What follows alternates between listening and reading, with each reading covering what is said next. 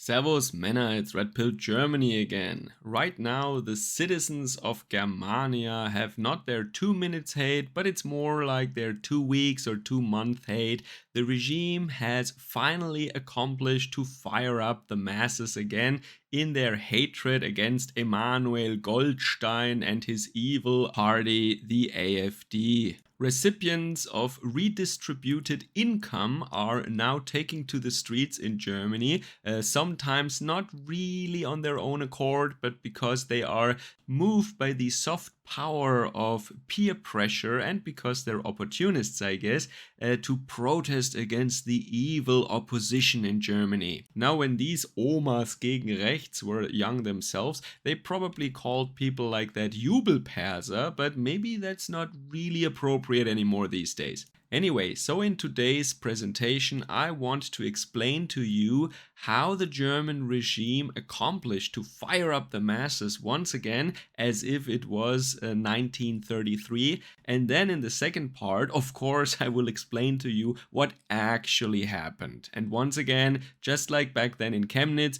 it is all a big fat lie. But before we get into that, I want to thank all my supporters and subscribers. Also, recently, some people have joined my channel. Thank you for that. If you like this material, please share it with friends, coworkers, and family, anybody who you think is interested in these reports from Germany and also about other topics, of course. If you want to, you can support my work. Also, the links to Patreon and Subscribestar are in the description box down below. But now, let's get into it. So the state media and also the corporate media are talking around the clock for about a week right now, I think, about banning the AfD and taking away the citizen rights of AfD politicians. So the regime is in full panic mode. And what triggered all that was a report by self-described investigative journalists of the platform Correctiv. And that is an outlet that is basically funded by the German state, the EU, and some globalist billionaires. They are also the chief fact checker for Facebook, and I think that is the German part of Facebook, so they get a lot of income from the Meta Corporation. And the people who work there are, of course, all really extreme leftists. So, November last year, there was a private meeting of some politicians from the CDU, from the AfD, some private citizens were also there, and also some identitarians from Germany, and they were meeting privately at a hotel near Potsdam in order to exchange ideas and to organize and get to know each other. Now, these leftists from Correctiv, they had gotten wind of this meeting, or they were tipped off by somebody, maybe intelligence, I don't know, or Greenpeace maybe, because their name pops up in the investigation, and they prepared accordingly. They were putting in place 4 different cameras around the venue, and I think they also had some undercover guy in the hotel during the meeting. So they were using what I would say intelligence methods. So an intelligence agency wouldn't have done anything differently in order to infiltrate this private meeting of German citizens. The story that they broke afterwards was nothing short of evil right-wing people are conspiring against Germans and they want to deport Germans based on skin color and to violently or by militant means chase away and drive out Germans who are not looking like classical Germans. That is what they choose to run with. They also said that they described at that meeting a master plan in order to put this in motion. So they were discussing concrete steps in order to do that.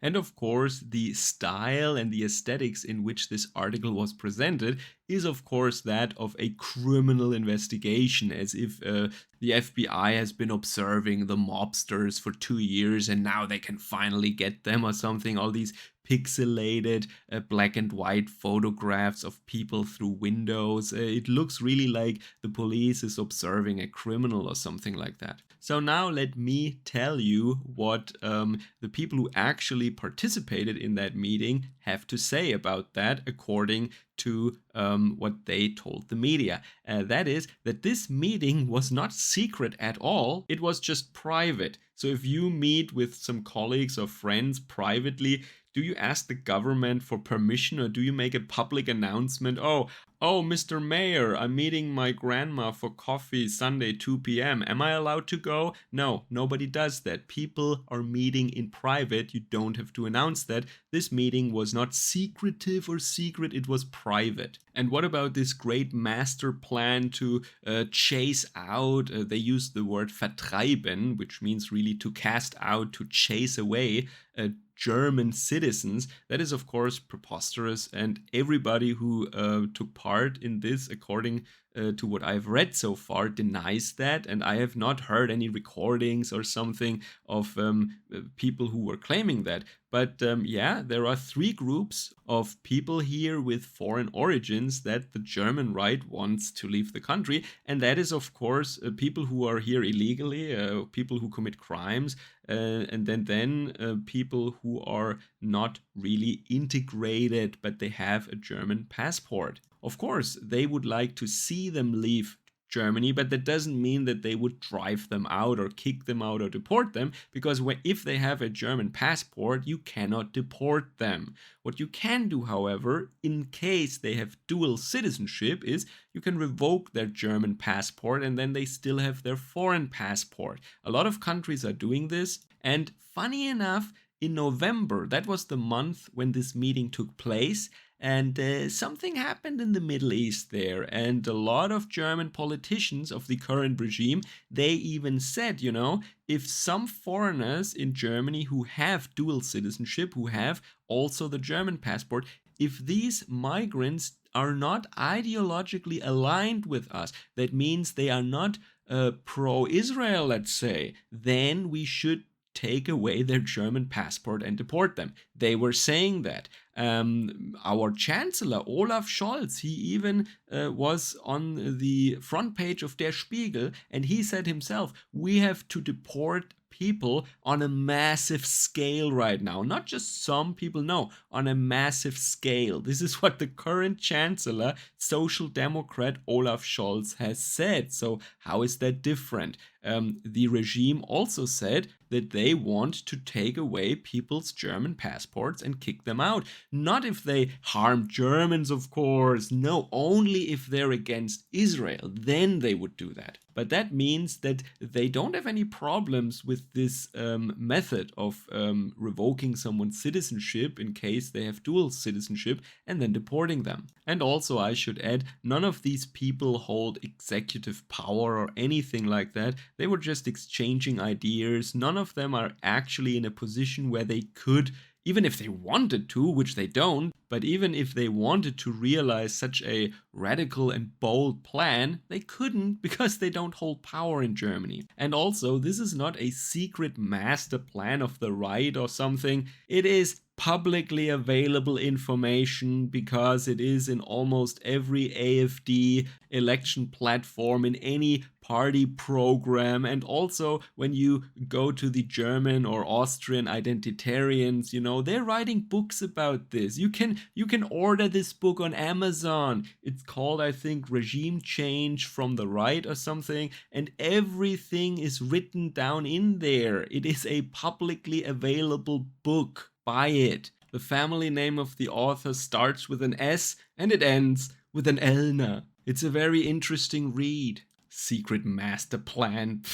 So in conclusion, this whole article of Correctiv is full of half-truth and absolute lies. Nothing that they write is correct as it is. This also goes to show that private German citizens are not even able anymore to meet somewhere and exchange ideas, have a conversation without any Stasi left-wingers coming with cameras and microphones and writing completely preposterous articles afterwards about it. And also the nerve nervous aggressiveness by the regime is really reminiscent of the end stages of the GDR, the DDR, in maybe 88, 89 or something like that. And if that isn't positive enough, I can also tell you that the AfD has not suffered any drawbacks in the polls. That story broke January 10th, I think. Now it is the 20th, so 10 days afterwards, and we still see no major dipping whatsoever, even though the globalist elites have already installed their pseudo-opposition party of the communist Sarah Wagenknecht and her party or newly formed group. They are included in the polls now, and they're hardly scratching the 5% hurdle, even in central Germany. This is where her original party, the SED, is from. So yeah, the normies are becoming radicalized, and the people who are opportunists and who side with the regime, they are really up in arms about this right now. But the AfD is not suffering any losses in the polls. Their results are still stable. It's like a fifth to a quarter of Germans are voting for the AfD, or of the voters, I should say. And maybe it will go up in the future. So I think this story or this whole affair could actually be positive for the German right. Let's see how it goes in the next weeks and months. But there are these shocks that move the Overton window. And I think in the beginning, yeah, there will be some drawback, maybe some normies or even some moderate right-wing people. They are a little bit intimidated by the oppression and by the bullying from the side of the regime. But the word remigration is now even the word of the year in Germany. Everybody knows the term remigration, and that sets something in motion. That is like a seed that has been planted, and maybe in half a year or in 1 year, this seed will start to grow into a plant and blossom in the end. Because now people know that there is a way, that it is not futile, that there is actually a method, a plan, a phenomenon that redirects the global migration streams towards the original home countries of these migrants. It is not impossible to turn migration around and to get rid of these people again. And this term, remigration, this idea has been placed into people's consciousness right now. And I think even the far left has not realized what that actually means. So maybe they did all European people a favor by publishing this hit piece now. Let me know what you have to think about that, and enjoy the rest of your weekend. Servus, Kameraden.